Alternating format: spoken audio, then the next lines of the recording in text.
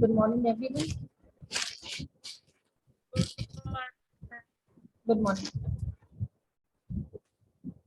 आज पता नहीं उसमें गूगल क्लासरूम में कुछ एरर शो हो रहा है बेटा बार बार।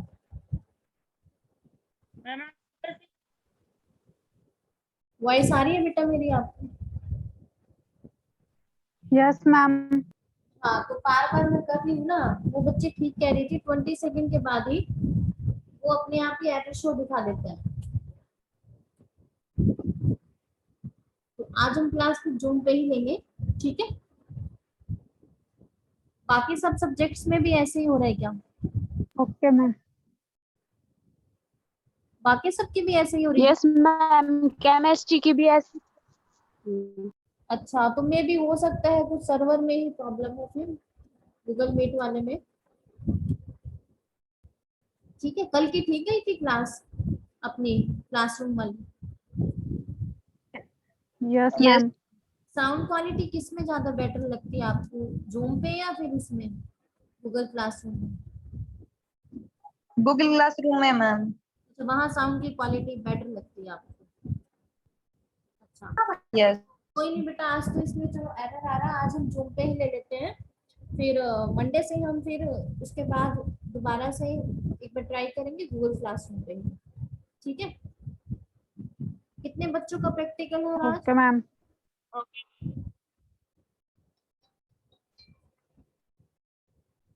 सीएस वाले बच्चों का आज शायद मैम 23 का। अच्छा, एक बार 2 मिनट वेट कीजिए, एक इम्पोर्टेंट कॉल आ रही है। ठीक है?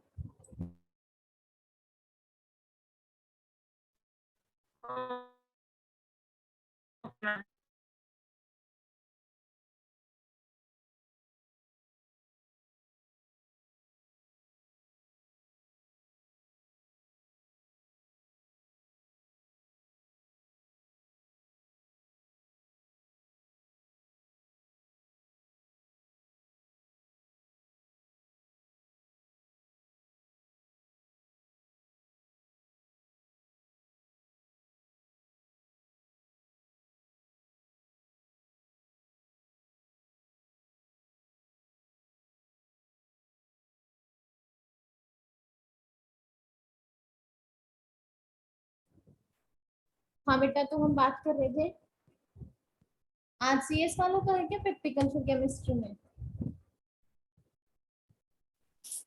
मंडे को है मैम। नहीं, मैं केमिस्ट्री की बात कर रही हूँ, फिजिक्स का है ना मंडे को तो सीएस वालों का। मैम सीएस वालों के पास केमिस्ट्री है ही नहीं। अच्छा, कंप्यूटर साइंस, हाँ हाँ नहीं होती। सही कह रहे हो। मैथ्स और फिजिक्स ये सब होगा, केमिस्ट्री नहीं होती। अच्छा, और क्या नाम है आपका, फिर कब है आप सबका? मंडे को है हमारी तो मंडे को केमिस्ट्री। मैम। मंडे को बताया है। अच्छा, चलो ठीक है, कोई नहीं, अभी जितने बच्चे आ गए हैं ठीक है। यदि किसी का कोई केमिस्ट्री का प्रैक्टिकल है तो इनको इन्फॉर्म कर देना, बाद में रिकॉर्डिंग्स होंगी इन सब क्लासेस की, वो बाद में रिकॉर्डिंग्स देख लेंगे, या फिर आप में से कोई एक बच्चे रिकॉर्ड कर लेगी आज की क्लास और फिर उसको सेंड कर देना। ठीक है? ठीक है बेटा।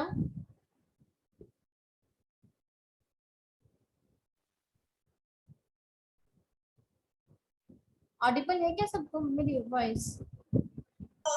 Yes ma'am. ठीक है बेटा, सो हम कंटिन्यू करते हैं हमारी आज की क्लास। कल हमने निकाला था Fermi energy at absolute zero temperature, यहाँ तक हमने कैलकुलेट कर लिया था।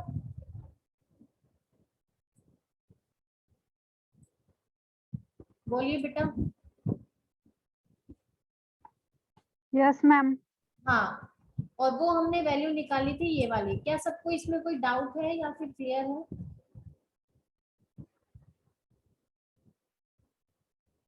क्लियर है मैम। क्लियर है, तो हम आगे मूव करें फिर। Yes ma'am. ठीक है बेटा, उसके बाद हमें कुछ इसके अंदर कुछ और टर्म्स देखनी है। ठीक है, Fermi energy at absolute zero temperature के ऊपर। अब एक बात बताइए मुझे, आपने फर्मी एनर्जी निकाला था एट एब्सोल्यूट जीरो टेम्परेचर पे, बेटा मंडे को मे बी सीएस का ही है, शायद ग्रुप में डाल रखा है, सीएस का ही प्रैक्टिकल है, ठीक है। तो जो फर्मी एनर्जी है एट एब्सोल्यूट जीरो टेम्परेचर, वो किस पे डिपेंड करता है, N by V. N by V कौन सी डेंसिटी है आपकी, पार्टिकल डेंसिटी है। क्या मैंने बताया था एन बाई वी पहले आपको, पार्टिकल डेंसिटी।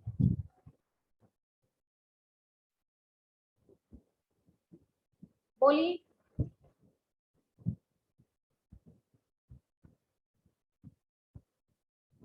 बिल्कुल साइलेंट भी नहीं होना है आपको, मैं आपसे कुछ क्वेश्चन पूछ रही हूँ। क्या N by V particle density बताया गया था कि N by V particle density होता है? Yes ma'am. हाँ, तो ये जो फर्मी एनर्जी का फॉर्मूला है एट एब्सोल्यूट जीरो टेम्परेचर पे, इसके अंदर आप ध्यान से देखिए एन बाई वी है। इसका मतलब फर्मी एनर्जी किस पे डिपेंड करती है, पार्टिकल डेंसिटी पे डिपेंड करती है, ठीक है। एन बाई वी का मतलब पार्टिकल डेंसिटी कहे या फिर एन का मतलब नंबर ऑफ पार्टिकल्स। यहाँ पे जो पार्टिकल्स है फर्मी डायरेक्ट के अंदर तो क्या है, फर्मियंस है। तो ये होगा बेसिकली आपका number of fermions per unit volume, ठीक है। या फिर हम इसे कहेंगे फर्मियन की कंसंट्रेशन, ये कितने फर्मियन है किसी पर्टिकुलर वॉल्यूम के अंदर, ठीक है। अब एक बात बताइए मुझे, आपने पहले ये निकाला था, इसके अंदर आप ये जो टर्म है ना आपकी 3/2, मतलब ये जो वैल्यू है GS 4√2 pi V divide by h3, ये जो वैल्यू है ना इसके अंदर, ये जो आपने पहले क्या निकाला था, n निकाला था, number of total number of fermions निकाले, तो ये n थे ना यहाँ पे।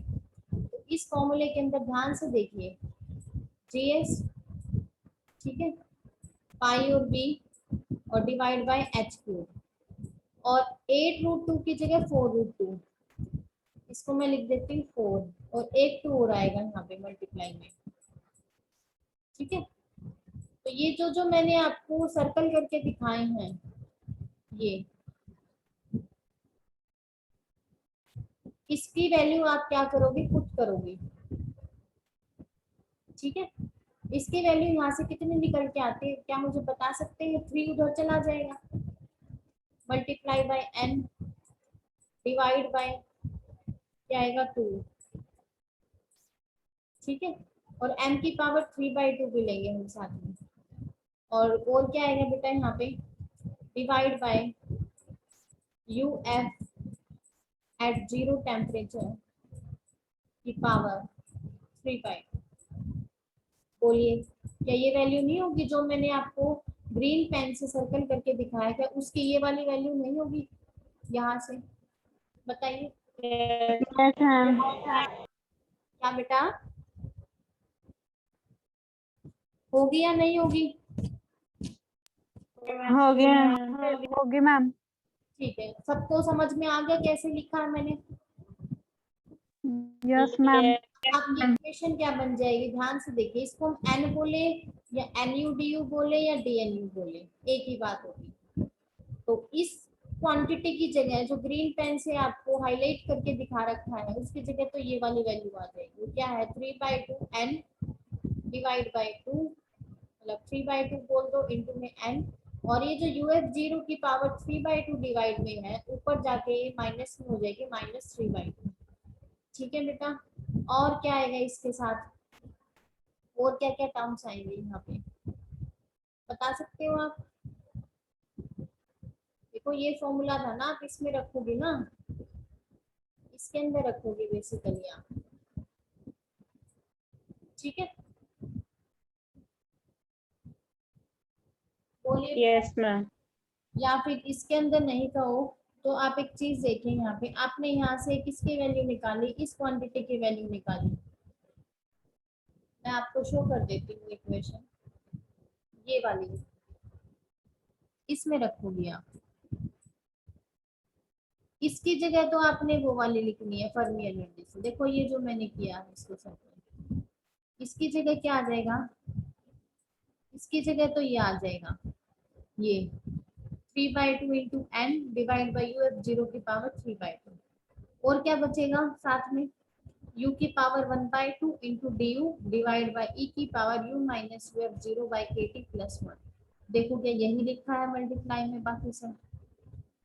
u की power 1/2 into d u divide by e की power u minus u f 0/kt plus 1। क्या सबको ये क्लियर है? बोलिए। Yes, yes ma'am. Ma'am. Yes, ma'am. अब जस्ट यहाँ पे क्या किया गया है, ये जो इक्वेशन थी ना एन यू डी यू की, इसके अंदर ये जो टर्म है उसको फर्मी एनर्जी की टर्म में लिखा गया है और वो वैल्यू ये है फर्मी एनर्जी की टर्म, ये वाला। ठीक है, आगे चलो। Yes, ma'am. अब यहाँ ध्यान से देखिए, आप नंबर ऑफ फर्मियंस को जिनकी energy range you and you plus D you के बीच में होगी उसको इस तरह से भी लिख सकते हैं। ठीक है, ये एक और इक्वेशन है, उसमें जस्ट पुट करके दिखा रखा है। ठीक है बेटा, Yes, ma'am. तो ये कोई करने की नीड नहीं है, फिर भी देखना चाहो आप देख लेना, फिर भी ना समझ में आए तो मुझसे पूछ लेना। ठीक है, अब आगे ध्यान से देखिए क्या इंपॉर्टेंट पॉइंट है यहाँ पे।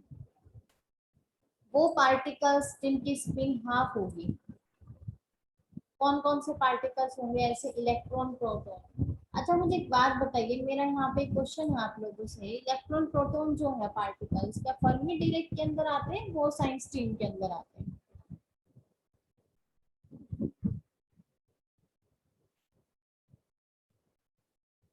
बोलिए बेटा। फर्मी डायरेक्ट में आएंगे मैम। फर्मी डायरेक्ट में आए, ठीक है, जो फर्मियंस होंगे हमारे। तो ये जो पार्टिकल्स जिनकी स्पिन हाफ होती है तो उनका स्पिन डीजनरेसी फैक्टर क्या होगा? ये जो स्पिन डीजनरेसी फैक्टर होता है ना बेटा, स्पिन डीजनरेसी फैक्टर, वो होता है आपका जीएस और उसका फॉर्मूला होता है 2s + 1। ध्यान रखना, स्पिन डीजनरेसी फैक्टर होगा आपका जीएस और जिसका फॉर्मूला होगा आपका 2s + 1। ठीक है, s कितना है? इन पार्टिकल्स की स्पिन हाफ है, तो यहाँ आप s की जगह क्या पुट करोगे? हाफ पुट करोगे, तो 2 × half + 1, that comes out to be 1 + 1 = 2। तो स्पिन डीजनरेसी फैक्टर कितना होगा आपका? 2 होगा। ठीक है बेटा, Yes, yes, ma'am. फैक्टर 2 होने का क्या मतलब है? यहाँ पे ध्यान से सुनना, हर एक लेवल के अंदर केवल एक ही पार्टिकल होगा। ठीक है, ये तो हमें पता ही है क्योंकि ये पार्टिकल फर्मी डायरेक्ट के अंदर आते हैं और फर्मी डायरेक्ट के अंदर आपका पॉली एक्सक्लूजन प्रिंसिपल लागू होता है। तो ये तो हमें पहले से ऑलरेडी हम जानते हैं कि हर लेवल के अंदर एक ही पार्टिकल होगा जिसकी स्पिन क्या होगी? स्पिन एंगुलर मोमेंटम होगी हाफ इंटीग्रल, मतलब h/2। ठीक है, मतलब एक तो स्पिन होगी आपकी अप और एक स्पिन क्या होगी? डाउन होगी। इस तरह से होगा। ठीक है बेटा, Yes, ma'am. मतलब आपके हर एक लेवल के अंदर जो पार्टिकल्स होंगे उनमें उनकी एक की स्पिन अप होगी और एक की स्पिन क्या होगी? डाउन होगी। ठीक है, जिसकी स्पिन अप होगी उसका स्पिन एंगुलर मोमेंटम होगा +h/2 और जिसकी स्पिन डाउन होगी उसका स्पिन एंगुलर मोमेंटम होगा -h/2। क्यों होगा? क्योंकि यहाँ पे स्पिन डीजनरेसी फैक्टर 2 है। और यदि स्पिन डीजनरेसी फैक्टर 1 होता बेटा तो क्या आती है आपकी? कितनी स्पिन आती? एक आती या दो आती?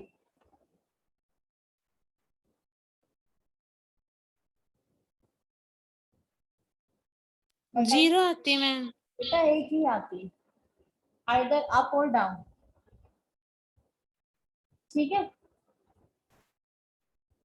Yes, ma'am. मतलब जो एस होगा ना वो तो 0 होगा, ये आपकी बात ठीक है। स्पिन जो होगा ना आपका स्पिन फैक्टर वो तो 0 होगा, लेकिन स्पिन डीजनरेसी क्या होगी आपकी? 1 होगी। ठीक है, Yes, ma'am. अब आगे ध्यान से देखिए, आगे कुछ ऐसा भी इन्होंने बता रखा है ये कि गैस जो है आपकी, जो फर्मी गैस है उसकी डेंसिटी यदि ये है तो न्यूमेरिकली आपकी Fermi energy at absolute zero temperature पे कितनी होगी? ये तो होगी इलेक्ट्रॉन्स के लिए, ये वाली, और ये आपकी होगी प्रोटॉन्स के लिए। ठीक है, तो यहाँ से क्या, और जो मेटल्स के अंदर जो कंडक्टिंग इलेक्ट्रॉन्स होते हैं उनके लिए जो डेंसिटी होगी वो इतनी होगी 0.1 kg मीटर की पावर 4 डिवाइड बाय। तो इसका मतलब जो फर्मी डिराक गैस है वो एनर्जी को पोजेस करेगा एट एब्सोल्यूट जीरो, मतलब कुछ ना कुछ एनर्जी होगी। जबकि जो पहले हमने बोस आइंस्टीन और क्लासिकल स्टैट पढ़ा था, मैक्सवेल बोल्ट्जमैन पढ़ा था, उनके अंदर एनर्जी की वैल्यू एट जीरो केल्विन पे कितनी आएगी? जीरो आएगी। ध्यान रखना इस बात को, ठीक है। At zero temperature Bose Einstein और मैक्सवेल बोल्ट्जमैन के अंदर एनर्जी की वैल्यू जीरो होगी, लेकिन फर्मी डिराक के अंदर जीरो केल्विन टेम्परेचर पर एनर्जी की वैल्यू जीरो नहीं होगी। क्यों नहीं होगी? क्योंकि फर्मी डिराक के अंदर जो मेटल्स होंगे, मतलब कोई भी एक मेटल है उसके अंदर जो कंडक्टिव इलेक्ट्रॉन्स हैं, इलेक्ट्रॉन्स किस में आते हैं? फर्मी डिराक में आते हैं। उनकी कुछ ना कुछ डेंसिटी होगी, डेंसिटी होने का मतलब वो कुछ एनर्जी प्रोड्यूस करेंगे। दूसरा क्या रीजन है इनकी एनर्जी होने का? इसके अंदर जो Ni होता है वो फर्मी डिराक के अंदर या तो जीरो होगा या वन होगा। क्या ये बताया था मैंने आपको पहले?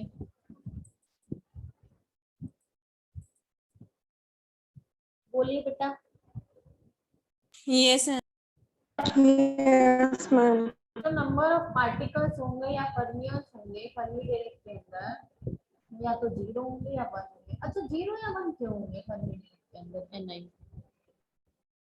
मैम एक में मैक्सिमम 1 फिल कर सकते हैं। Yes, very good. मैक्सिमम हम एक स्टेट के अंदर या एक लेवल के अंदर या एक सेल के अंदर केवल एक ही पार्टिकल फिल कर सकते हैं, या तो जीरो होगा, कोई भी नहीं होगा, या वन होगा। वेरी गुड बेटा, ठीक है। आगे देखिए, तो यदि आप टेम्परेचर 4 केल्विन से बढ़ा दोगी तो उसके बाद जो फर्मी डिराक डिस्ट्रीब्यूशन फंक्शन का जो ग्राफ है वो डॉटेड लाइन की शेप में आ जाता है। ये मैंने आपको बताया था, ये डॉटेड लाइन, यदि आप टेम्परेचर को बढ़ा दोगे तो, ठीक है। ये जस्ट फॉर अंडरस्टैंडिंग है, इतना इसमें कुछ ऐसा रोल नहीं है। अब आपको जैसे आपने फर्मी एनर्जी पढ़ा जीरो केल्विन पे, इसी तरह से आप फर्मी टेम्परेचर पढ़ोगे। फर्मी टेम्परेचर क्या होता है? टीएफ को हम क्या बोलेंगे?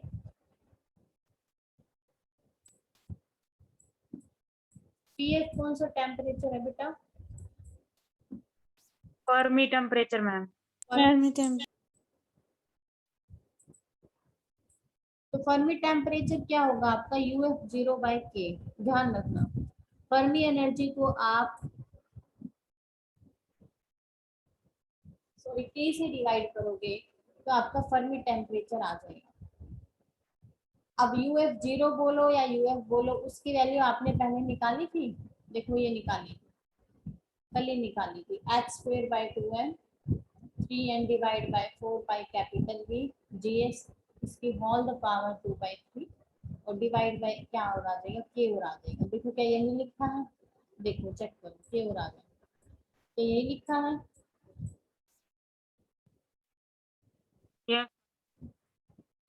हाँ, तो फर्मी टेम्परेचर निकालना हो तो आप फर्मी एनर्जी को किससे डिवाइड करोगे? के से डिवाइड करोगे। ठीक है बेटा, Yes, ma'am. अब आगे देख लीजिए। आगे इसमें जस्ट इसमें क्या कर रखा है? एक्स स्क्वायर बाय, ये m की पावर 5/2 नहीं आएगी बेटा, इसमें प्रिंटिंग मिस्टेक है, m आएगा, ठीक कर लेना, ठीक है। 3 n बाई v को इसने क्या पुट कर दिया? Number of particle per unit volume को क्या पुट कर दिया? डेंसिटी। क्या हम लिख सकते हैं डेंसिटी? डेंसिटी ऑफ, यही तो होता है number of particle per unit volume, particle density तो होता है, यही तो बताया था। ठीक है बेटा, यस मैम। सिंपल डेंसिटी नहीं है, वो मास पर यूनिट वॉल्यूम वाली। ये पार्टिकल डेंसिटी है, number of particles per unit volume n by v वाली है, जिसको हम रॉ से रिप्रेजेंट करेंगे यहाँ। ठीक है, तो ये फॉर्मूला चेंज हो जाएगा in term of particle density Fermi temperature. Clear है सबको? Yes ma'am. अब आगे देखिए, कुछ इंपॉर्टेंट केस हैं ये तीन केस हैं।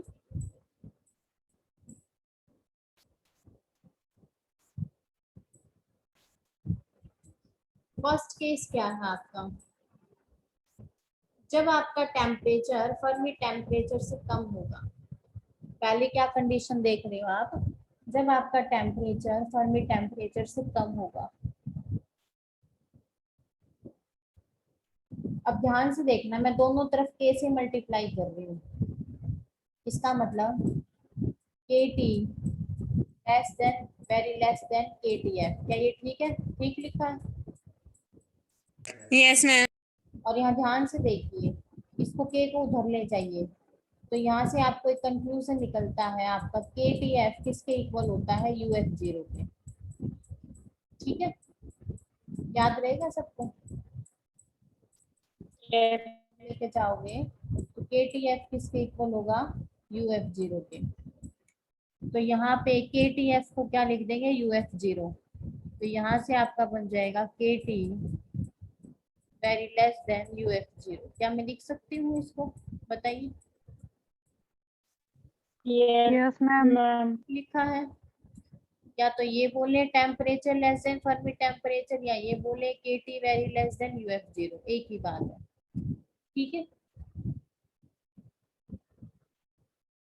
Yes ma'am. ध्यान रखना, जब भी टेम्परेचर फर्मी टेम्परेचर से कम होगा या फिर के टी का प्रोडक्ट कम होगा यूएफ जीरो से, तो उस टाइम पे जो आपका डिस्ट्रीब्यूशन है, फर्मी डायरेक्ट डिस्ट्रीब्यूशन है, वो कैसा होगा, स्ट्रॉन्गली डीजनरेट होगा। ये कंडीशन याद रखना, जहां भी आपको ऐसी कंडीशन दिखाई देगी तो उस केस में डिस्ट्रीब्यूशन आपका होगा स्ट्रॉन्गली डीजनरेट। आगे चलो सेकंड केस पे। Yes ma'am. सेकंड केस क्या है आपका बेटा, ध्यान से देखिए, इससे रिवर्स है। ये तो लेस वाली कंडीशन थी, वेरी लेस वाली, अब है वेरी मतलब ग्रेटर वाली। जब T greater than T F होगा तो के T greater than U F zero होगा। ये समझ में आ गया कैसे लिखा है, के T greater than U F zero? Yes ma'am.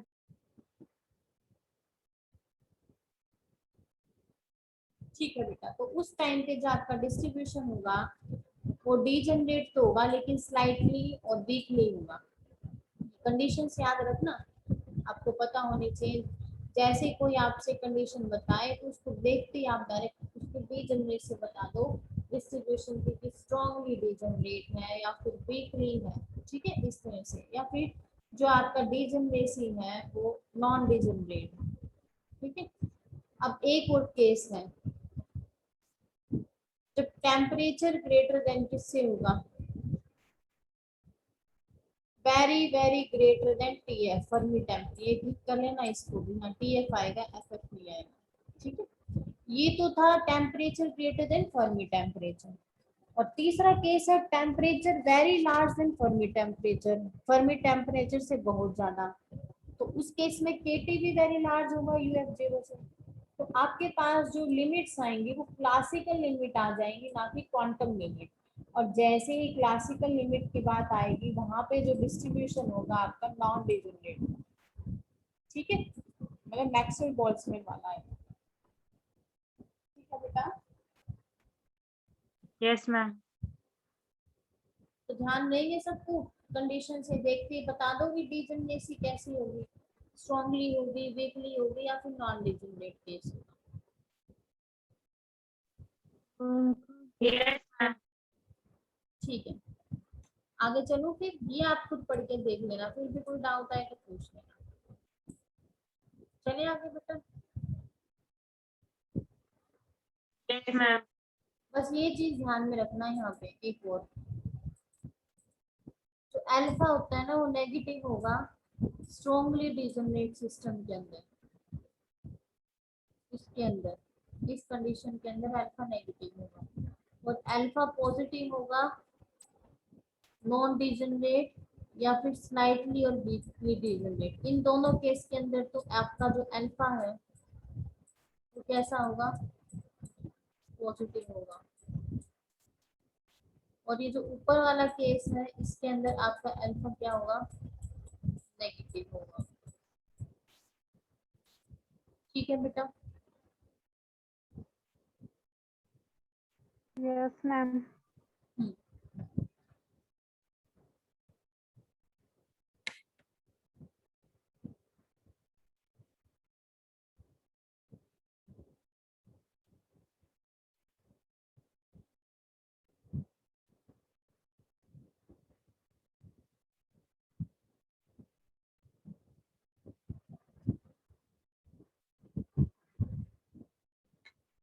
चले आगे फिर, बोलिए।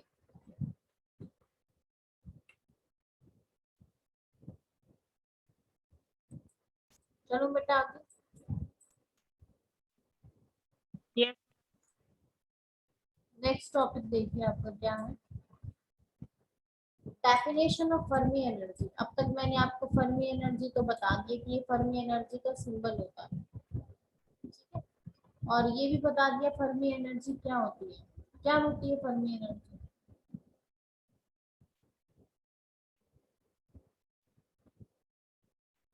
बताइए।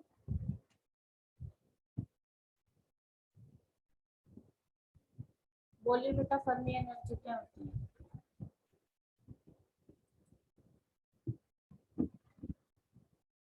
एनीवन? मैम, जिससे नीचे हम सभी जो फील्ड होते हैं एनर्जी लेवल से। ये और उस तक सारी की सारी स्टेट क्या होंगी, फील्ड होंगी। और उससे ऊपर क्या होंगी, स्टेट क्या होंगी बेटा, वेकेंट होंगी या एम्प्टी होंगी, ठीक है। तो वो होती है फर्मी एनर्जी। लेकिन ये तो फर्मी एनर्जी की डेफिनेशन हुई एट एब्सोल्यूट जीरो टेम्परेचर पे। अब हमें फर्मी एनर्जी की डेफिनेशन देखनी है at temperature other than absolute zero. मतलब टेम्परेचर आपका एब्सोल्यूट जीरो नहीं है, उसके अलग है, मतलब उससे डिफरेंट है, कुछ भी हो सकता है। तो ये यही लिख रखा है, temperature not equal to zero. तो आपके पास दो तीन इंपॉर्टेंट केस है, आपको वो पता होने चाहिए पहले। पहला केस क्या है, वो एनर्जी स्टेट जिनकी एनर्जी यूएफ जीरो के इक्वल होगी, मतलब Q equal to UF zero होगा। तो उस टाइम पे N U by G U क्या आएगा, N U by G U को हम क्या क्वांटिटी बोलते हैं, बोलिए। FU ma'am. क्या बोलते हैं बेटा, FU Fermi dress. Fermi Dirac distribution function आया याद कुछ। यस हाँ, तो एफ यू होता है फर्मी डिराक डिस्ट्रीब्यूशन फंक्शन, ठीक है। अब F U by G U का फॉर्मूला देखो, उसमें आप यू को किसके इक्वल रखोगे, यू एफ जीरो के। देखो, आ जाओ फिर उसी फॉर्मूले में। ये फॉर्मूला था एफ यू का,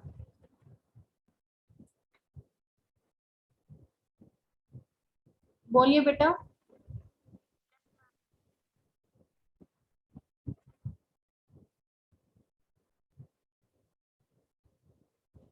बोलिए बेटा। Yes ma'am. हाँ, तो इसमें आप u को किसके इक्वल रखोगे, यू एफ जीरो के। e की पावर कितनी हो जाएगी, जीरो। किसी की पावर जीरो क्या होता है, वन। वन प्लस वन क्या हो जाएगा, टू। एफ यू कितना आएगा, वन बाई टू। क्लियर है सबको, देखो। Yes ma'am. और अगला केस है जब आपका जो एनर्जी है वो लेस देन फर्मी एनर्जी होगी, ठीक है। जो आपकी एनर्जी है वो लेस देन फर्मी एनर्जी होगी, तो N U by G U जो होगा ना, वो हाफ से बढ़ जाएगा, ठीक है। जब एनर्जी आपकी लेस देन फर्मी एनर्जी होगी मतलब आपका ये फॉर्मूला था ना mu by GU का।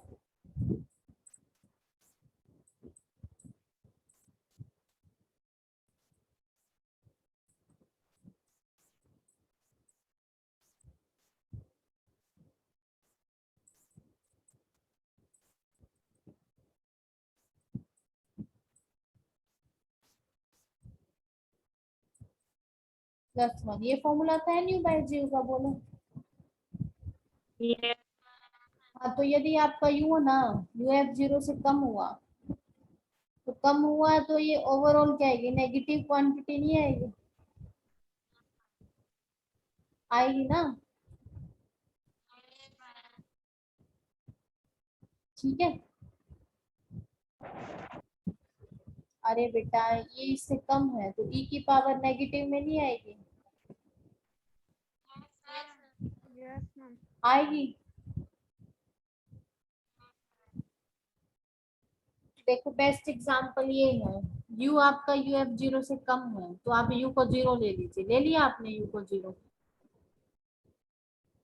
Yes ma'am. हाँ, तो e की पावर माइनस ये कुछ होगा और प्लस में उसमें 1 ऐड करेंगे, तो वो जो सोलो की क्वांटिटी आएगी ना वो हाफ से बड़ी आएगी, केवल इतना ही तो रह जाएगा ना, u को 0 रख दोगे। ठीक है। और ये जो वैल्यू होती है ना, u को 0 रखने के बाद e की पावर माइनस ये वैल्यू ना यूनिटी से बहुत छोटी होती है, ये वाली वैल्यू एक से कम होती है, एक से कम होती है तो ओवरऑल आपका क्या आएगा, एक से कम होने का मतलब ओवरऑल एक में से वो क्या करेंगे, माइनस करेंगे, तो नियर बाई अप्रोक्सीमेटली ये सोल्व होके कितना आएगा, 1 ही तो आएगा। ठीक है।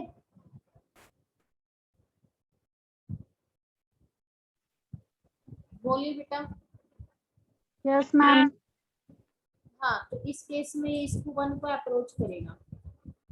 अब एक और केस है, यदि आपकी एनर्जी फर्मी एनर्जी से ज्यादा है, मतलब यू इससे ज्यादा है, तो अब NU बाई GU है तो क्या होगा, अब देखो ये इससे यदि ज्यादा है, UUF 0 से ज्यादा है, तो ये जो रेशियो है ना वो 1 से कम हो जाएगा। तो कम क्यों होता है, क्योंकि अब की बार U बड़ा है ना UF 0 से। ठीक है। U बड़ा होने का मतलब यदि आप U को इंफिनिटी ले लो, U कम होने का मतलब U को 0 ले लो, जैसे U कम होने का मतलब यहाँ पे U 0 ले लिया, और U बड़ा होने का मतलब इंफिनिटी ले लो, इंफिनिटी में से कुछ भी माइनस करोगे इंफिनिटी आएगा, और e की पावर इंफिनिटी कितना होता है, इंफिनिटी, और उसमें एक जोड़ोगे तो क्या आएगा, इंफिनिटी, और 1 बाय इंफिनिटी क्या आ जाएगा, आपका 0 आ जाएगा। क्या क्लियर है सबको? Yes yes ma'am. मैम। फिर समझ में आ गई। इसमें NU बाय GU हाफ होगा जब U UF 0 के इक्वल होगा, लेकिन जब U UF 0 से कम होगा तो NU बाय GU एक को अप्रोच करेगा, पूरी तरह एक नहीं होगा, क्योंकि जो डिनोमिनेटर में है ये सब्ट्रैक्ट होके बहुत ही मतलब पॉइंट में आएगा कुछ, मतलब तो नियर बाय हम उसको 1 ही ले लेंगे, न्यूमरेटर को ही काउंट करेंगे। और यदि u ग्रेटर देन uf 0 है तो उस केस में nu बाई 0 कितना होगा, 0 होगा, nu बाई GU। ठीक है बेटा। Yes ma'am. यस तो ये जो तीनों की तीनों सिचुएशन है ना, एक ग्राफ के अंदर दिखा रखी है, नीचे आपको एक ग्राफ दिखाई दे रहा है। Yes ma'am. ठीक है, ये ग्राफ है अदर देन एब्सोल्यूट 0 पे, क्योंकि देखो तीनों केस में टेम्परेचर को 0 कहाँ किया है, नहीं किया ना। No ma'am. अब देखो सबसे पहले तो u इक्वल टू uf पे देखो, fu कितना है, हाफ नहीं आया, देखो u इक्वल टू uf पे देखो, क्या ये हाफ नहीं आया है, nu बाई यस मैम। उससे कम, yes ma'am. u less than uf 0 से, क्या ये 1 नहीं आएगा, देखो क्या ये 1 नहीं है यहाँ तक, यस मैम। 1 से स्टार्ट हो रहा ना। और उससे ग्रेटर वाले में देखो ये 0 का अप्रोच कर जाएगा, देखो मैं नीचे आ गए, 0 है ना यहाँ, इसको अप्रोच कर जाएगा, मतलब फोन होता जाएगा। ठीक है। Yes ma'am. तो यहाँ पे फर्मी एनर्जी की another definition for temperature other than absolute zero, मतलब temperature not equal to zero, मतलब उस मेटल की वो एनर्जी होती है which is possessed by about half of the total number of fermion या electron present in that material. ठीक है, यस मैम। ठीक है, मतलब हाफ क्या होंगे उसका, उनका फर्मी डायरेक्ट डिस्ट्रीब्यूशन फंक्शन होगा। ठीक है, for energy equal to Fermi energy. Clear है? Yes ma'am. Yes, मतलब ma'am. जितने भी मेटल के अंदर इलेक्ट्रॉन्स होंगे उनमें से आधे इलेक्ट्रॉन उस एनर्जी को क्या करेंगे, पोजेस करेंगे। ठीक है, सबको क्लियर है क्या Fermi energy other than absolute temperature? Yes ma'am. Yes ma'am. आज अपना होमवर्क है मंडे तक, मतलब नेक्स्ट क्लास तक यहाँ तक आपको ये चैप्टर अच्छे से रिवाइज करना है, प्रॉपर नोट्स के साथ और रिवीजन के साथ डेरिवेशंस के। ठीक है, मैम। नेक्स्ट फिर हम आगे कंटिन्यू करेंगे नेक्स्ट क्लास में। एक बार सिलेबस में चेक करना ये वाला टॉपिक है क्या, आई थिंक नहीं है ये। ठीक है, next topic. Okay, ma'am. Okay. हाँ ठीक है बेटा, तो क्लास ऑफ करें फिर, यस मैम। अटेंडेंस भेज देना बेटा पीडीएफ फॉर्म में। ठीक है, ओके मैम। ठीक है बेटा, ठीक है बेटा, क्लास ऑफ